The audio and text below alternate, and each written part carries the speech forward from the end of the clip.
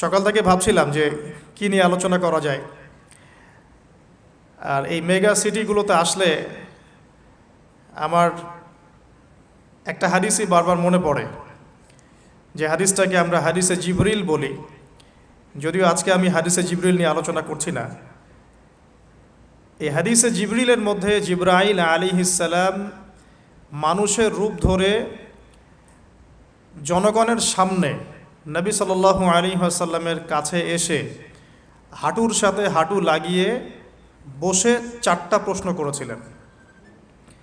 তার প্রথম প্রশ্নটা ছিল যে ইসলাম কাকে বলে, ঈমান কাকে বলে, ইহসান কাকে বলে এবং কিয়ামত কবে হবে।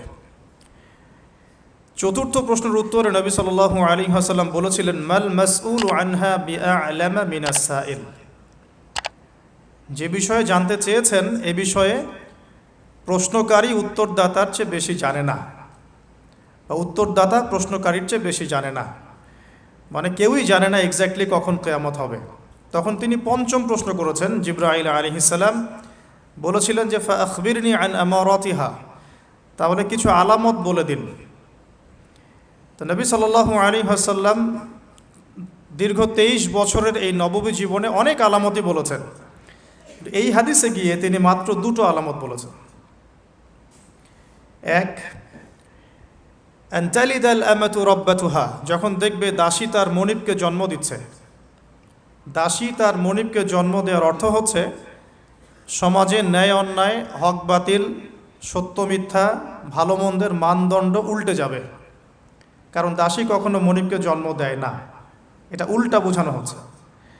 আর আমরা এখন আখিরুজ্জামান নিয়ে স্টাডি করলে তাই দেখি, এ যুগে সত্য মিথ্যা হয়ে যাচ্ছে, মিথ্যা সত্য, হক বাতিল হয়ে যাচ্ছে, বাতিল হক হয়ে যাচ্ছে, ন্যায় অন্যায় হয়ে যাচ্ছে, অন্যায় ন্যায় হয়ে যাচ্ছে। হক এবং বাতিলের চিরায়ত মানদণ্ড যে কোরআন এবং হাদিস, আল্লাহ রাব্বুল আলামিনের ঐশী গ্রন্থ, এই কনসেপ্টটাই বেশিরভাগ মানুষ গ্রহণ করতে চাচ্ছে না। এর আরও ব্যাখ্যা হতে পারে, দাসী সত্যি সত্যি মনিবকে জন্ম দিতে পারে, যেটার জন্য আমরা যদি সিঙ্গাপুরের মতো কান্ট্রির দিকে তাকাই তাহলে বুঝতে পারবো কীভাবে দাসী তার মনিবকে জন্ম দিচ্ছে। আমি আজকে ব্যাখ্যা করছি না। আরেকটা অর্থ হতে পারে সত্যি সত্যি পিতামাতার সাথে দাস দাসীর মতো আচরণ করা হবে। বর্তমান সমাজে কিন্তু এটাও হচ্ছে। আরেকটা আলামত নবী সাল্লাল্লাহু আলাইহি ওয়াসাল্লাম বলেছিলেন এই হাদিসে, আনতারাল হুফাতাল উরাতাল আলাতা রিয়া আশ-শাই ইয়াতাতাওয়ালুনা ফিল বুনিয়ান, যখন তুমি দেখবে সমাজের সবচেয়ে নিম্ন শ্রেণীর, নগ্ন পায়ের, খালি গায়ের, রাখাল শ্রেণীর মানুষেরা উঁচু উঁচু অট্টালিকা নির্মাণের প্রতিযোগিতায় ব্যস্ত থাকবে, ফান্তাজিরিস সাআ, তখন কিয়ামতের অপেক্ষা করতে থাকো। বর্তমান বিশ্বকে এই হাদিসের আলোকে ব্যাখ্যা করার কোনো অবকাশই নাই। এখানে শিক্ষিত মহল সবাই জানেন কি হচ্ছে এখন বিশ্বে। যাই হোক, তো ভাবছি কি নিয়ে কথা বলবো। তো তখন ভাবলাম আপনাদের সাথে আজকে একটু গল্প করব।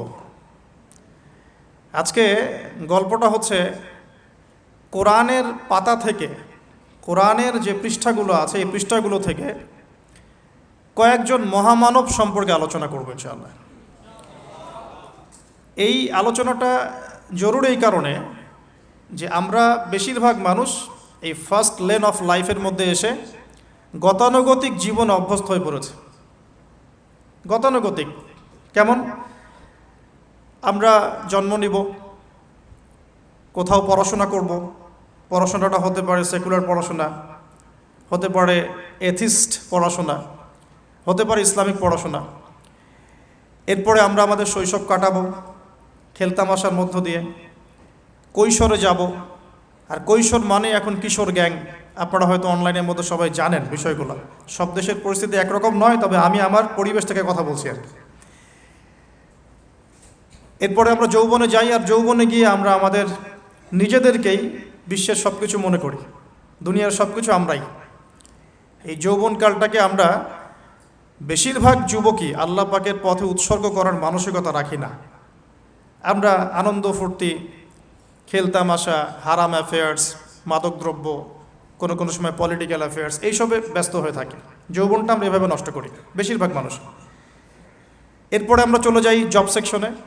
বিবাহ শাদী করার পরে রেসপন্সিবিলিটি আসে, জবে ঢুকি, জব করি, স্ত্রী সন্তান হয়, তাদেরকে ভরণ পোষণ দিতে হয়। আল্লাহকে ডাকার সময়টা খুব একটা হয়ে ওঠে না। শেষ বয়সে গিয়ে ফিকির হয় যে আমার জীবন থেকে 40-50 ইয়ার্স চলে গেছে, now I should you turn towards আল্লাহ সুবহানাহু ওয়া তাআলা। ব্যাস, তখন আমি চিন্তা করে একটা চিল্লা দিব, একটা উমরা করব বা একটা হজ করব, এবং আমি আমার সমস্ত সিন থেকে মুক্ত হয়ে যাব। আমরা একটা গতানুগতিক লাইফস্টাইলে অভ্যস্ত হয়ে গেছে। সকাল থেকে শুরু করে রাত পর্যন্ত ম্যাক্সিমাম মানুষের চিন্তা এখন বস্তুবাদিতা। বস্তুবাদিতা মানে মেটেরিয়ালিজম, মানে দুনিয়া, দুনিয়া এবং দুনিয়া।